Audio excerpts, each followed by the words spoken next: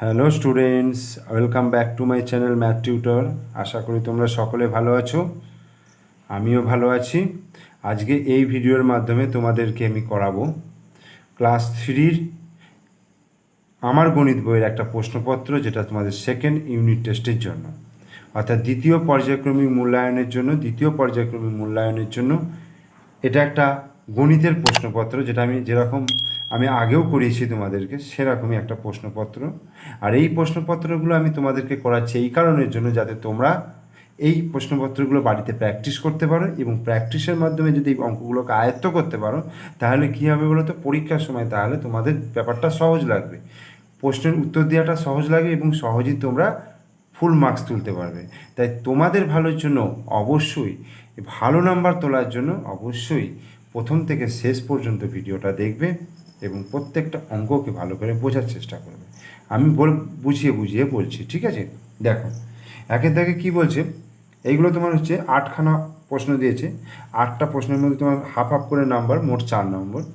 দেখো বলছে কয়েকটা, বলছে 50 টাকায় 10টা, 15টা, 20টা 5 টাকার নোট বা কয়েন পাওয়া যাবে। সঠিক উত্তরটির মাথায় টিক চিহ্ন দিতে বলেছে। যেটা সঠিক হবে, মানে অপশানগুলো দেওয়া রয়েছে, সেই অপশানগুলোর মধ্যে যেটা সঠিক বলে মনে হবে তোমার, সেটাকে তোমার মাথায় দাগ দিতে হবে। তাহলে 50 টাকায়, তাহলে 50 টাকায় 5 টাকার নোট বা কয়েন কটি পাওয়া যাচ্ছে? আমি কি করব, 50কে 5 দিয়ে ভাগ করব, তাহলেই কিন্তু আমি পেয়ে যাব কটা কয়েন পাওয়া যাচ্ছে। তাহলে 5 দিয়ে যদি আমি ভাগ করি, দেখো 5 একে 5, 5 দুগুণে 10, 5 3 15, 5 4 20, 5 5 25, 5 6 30, 5 7 35, 5 8 40, 5 9 45, 5 10 50, তাহলে 10 হবে। তাহলে 10টা, তাহলে 10-এর মাথায় আমি টিক চিহ্ন দিলাম, ঠিক আছে? এরপরে বলছে 30টি গুলি সমান 10, 15, 20 জোড়া। এক জোড়া মানে আমরা কটা জানি? দুটো, তাই তো? এক জোড়া মানে দুটো। তাহলে ক জোড়া সমান 30টা হবে? আমি যদি বলি 10 জোড়া যদি বলি, তাহলে 10 দুগুণে 20টা হয়। আচ্ছা, 15 বললে 15 দুগুণে 30, তার মানে 15 জোড়া হবে, ঠিক আছে? 15 জোড়া মানে 30টা গুলি। এবার হচ্ছে 5 জোড়া জুতো সমান 8টি, 10টি এবং 12টি জুতো হবে। তাহলে এক জোড়া মানে দুটি, তাহলে 5 জোড়া মানে কি হবে? 5 জোড়া মানে হচ্ছে 5 দুগুণে 10, 10টি জুতো। ভাজক অপেক্ষা ভাগশেষ বড় ছোট 2 গুণ। ভাজক, ভাজক মানে কি? যা দিয়ে ভাগ করা হয়, আর ভাগশেষ মানে যেটা পড়ে থাকছে নিচে, ঠিক আছে? ভাজক অপেক্ষা ভাগশেষ সবসময় কি হবে? ভাজক অপেক্ষা ভাগশেষ সবসময় ছোট হবে। ভাগশেষ যদি বড় হয়, তাহলে ভাগটা আরও যাবে, তাহলে ভাগশেষ কী হয়ে যাবে? ছোট হবে। বিজোড় সংখ্যা থেকে 1 বিয়োগ করলে পাওয়া যায় কি? জোড় সংখ্যা না বিজোড় সংখ্যা?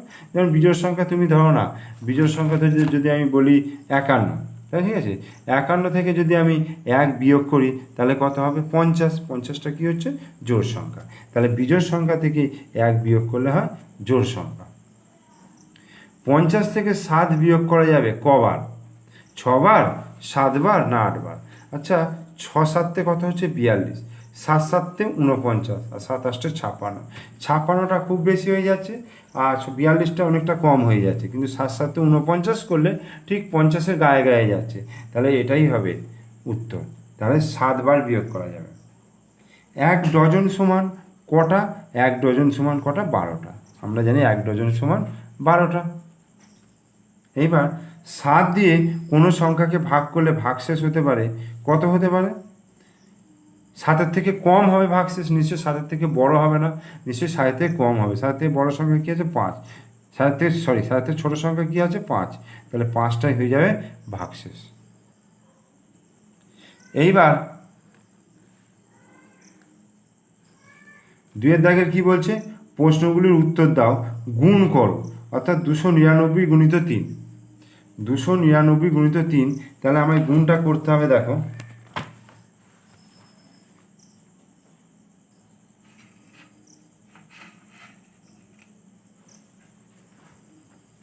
দুশো 99 গুণিত 3, এই যে 299, তাকে আমি কত দিয়ে গুণ করবো? 3 দিয়ে। দেখো 3 দিয়ে গুণ করছি, 3 9 কত 27, 27 7 হাতে 2, 3 9 27, 27 আর 2 28, 29, 29 9 তাহলে হাতে 2, 3 দুগুণে 6, 6 আর 2 কত 8, তাহলে কত হয়ে গেল 897। ঠিক আছে, এরপরে বলছে দেখো ভাগ করতে বলেছে, 302কে 3 দিয়ে ভাগ করতে বলেছে এবং সেখানে ভাজ্য, ভাজক, ভাগফল এবং ভাগশেষ লিখতে বলেছে। তাহলে 302কে যদি আমি 3 দিয়ে ভাগ করি তাহলে কত হবে, 3 1 3 বিয়োগ করে 0, আচ্ছা 0 লিখবো না, এইটা নামবে 0, তাহলে 3 0 কত হবে 0, আবার এবার এইটা নামবে 2, কারণ 0 থেকে 0 বিয়োগ করলে 0ই হবে, এবার 3 0 0, তাহলে কত হলো 2। তাহলে ভাজ্য সমান কত হয়ে গেল, ভাজ্য হচ্ছে যাকে ভাগ করা হয় অর্থাৎ 302। ঠিক আছে, ভাজ্য। আচ্ছা ভাজক কোনটা, যা দিয়ে ভাগ করা হয়, তাহলে ভাজক হচ্ছে 3। ভাগফল কত, ভাগফল হচ্ছে 100, আর ভাগশেষ হচ্ছে 2। ওকে, তাহলে আমরা এই 4টে জিনিস বার করতে বলেছে, 4টে জিনিস আমরা পেয়ে গেলাম। এরপরে দেখো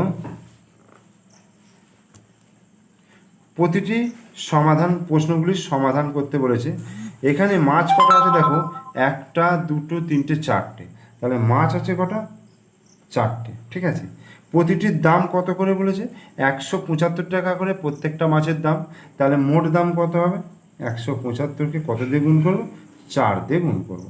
তাহলে 175কে আমি 4 দিয়ে গুণ করি, দেখো 175 গুণিত 4, তাহলে 4 5 20 0 হাতে 2, 4 7 28, 28 আর 2 28, 29 30 0 হাতে 3, 4 1 4 আর 3 4 5 6 7, তাহলে উত্তর কত হলো 700। তাহলে আমরা এটা কি লিখবো, 700 টাকা। তাহলে মোট দাম হয়ে গেল কত, 700 টাকা। 4 দেখে তাহলে কি বলছে দেখো, বলছে বন্ধনীর সংখ্যাগুলির মধ্যে এই ত্রিভুজেতে জোড় আর এইটাতে মানে গোল চিহ্নে বিজোড় সংখ্যা বসিয়ে অঙ্ক করে জোড় ও বিজোড় বসাতে বলেছে। ঠিক আছে, তাহলে জোড় বিজোড়, তাহলে এইটাতে আমায় কি জোড় বসাতে বলেছে, জোড় এখানে দেখো আমি যদি 4 বসাই, আর বিজোড় সংখ্যা ধরো আমি এখানে 3 বসালাম, তাহলে 4 3 কত হয়ে গেল 12 হলো। তাহলে 12 সংখ্যাটা কি বলো তো, 12 সংখ্যাটা হচ্ছে জোড়। বোঝা গেল। আবার এইটা দেখো, এটা বিজোড় সংখ্যা আছে, মানে আমি ধরো এইটা বসালাম 9 আর এইটা বসালাম, জোড় বসাতে বলেছে মানে 8, তাহলে 8 9 কত হচ্ছে 72, তাহলে 72টা কী হবে, জোড় সংখ্যা হয়ে গেল। এইবার আমাদের 5 দাগের একটু বড় বড় বড় অঙ্ক রয়েছে, যে অঙ্কগুলোর মার্কস রয়েছে 3 আছে, 2 আছে, হ্যাঁ আবার 3ও আছে। তাহলে দেখো কয়ের অঙ্কটা বলছে, দিদিমণি ক্লাসে 285টি খাতা নিয়ে এলেন। ক্লাসে কতগুলো খাতা নিয়ে এসছে, 285টি, আর প্রত্যেককে 7টি করে খাতা দেবেন। তাহলে কতজনকে খাতা দিতে পারবেন এবং কতগুলি খাতা দিদিমণির কাছে পড়ে থাকবে।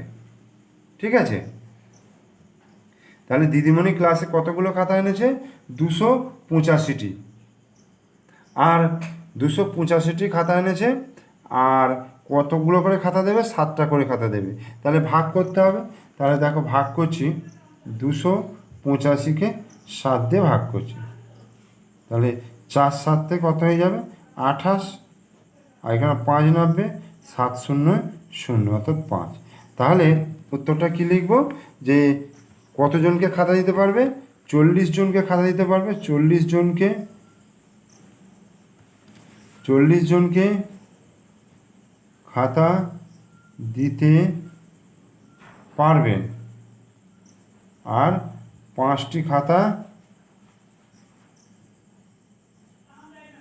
পড়ে থাকবে। ঠিক আছে, 5টি খাতা পড়ে থাকবে। তাহলে হয়ে গেল এই অঙ্কটা। এরপরে দেখো ক্ষয়ের অঙ্কটা কী বলছে, সুমিতা বাজারে গিয়ে 20 টাকা 50 পয়সা দিয়ে আলু কিনেছে, আর 15 টাকা 25 পয়সা দিয়ে পেঁয়াজ কিনেছে। মাছ কিনেছে 20 টাকা 20 পয়সা দিয়ে। সুমিতা মোট কত টাকা বাজার করেছে।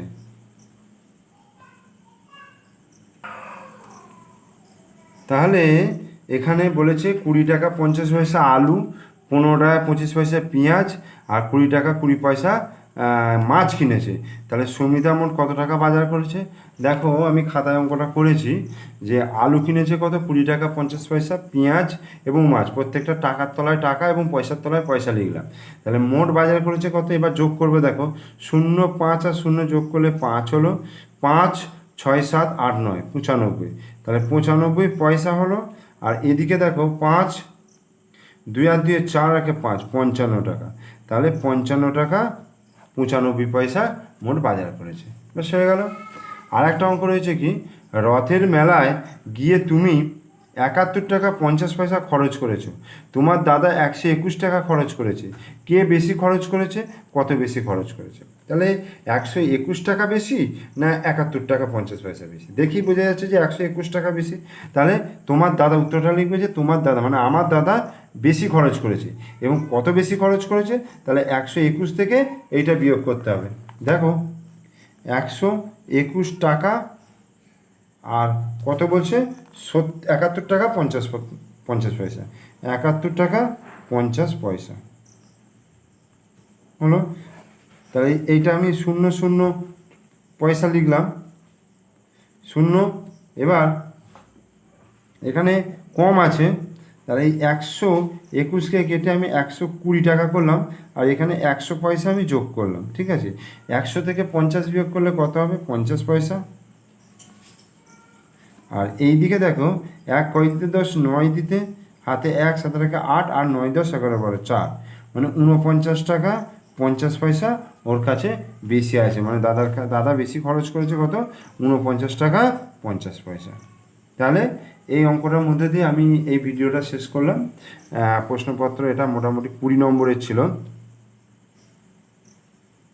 20 নম্বরের একটা প্রশ্নপত্র, যেটা তোমাদের সেকেন্ড ইউনিট টেস্টের জন্য খুবই প্রয়োজনীয়। অবশ্যই তোমরা পুরো ভিডিওটা দেখে প্র্যাকটিস করবে। আর ভিডিওটা ভালো লাগলে অবশ্যই লাইক করবে। আর তোমরা যদি আমার চ্যানেলে নতুন দর্শক হও অবশ্যই চ্যানেলটিকে সাবস্ক্রাইব করে দিও। আর